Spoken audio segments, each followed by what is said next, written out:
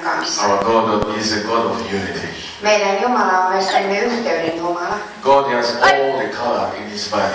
Jumala on kaikki värit hänen ruumissaan. Because He's a God of European people, He's God of Asian people, He's God of African people, He's God of American people. Hänellä on kaikki värit, hänellä on valkoisia lapsia, mustia, keltaisia ja punaisia lapsia. So all of us will make one body in Christ. Kun me kaikki muodostetaan yksi ruumis. Maybe African people they are legs, maybe European people they are heads, and the American they are the stomach.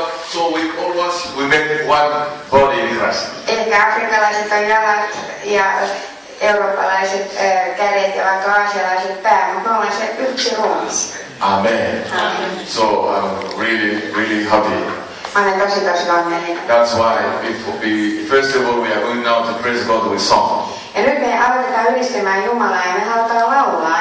Because God is sitting in the middle of the praise. Ja Jumala asuu ylistyksen keskellä. So we praise God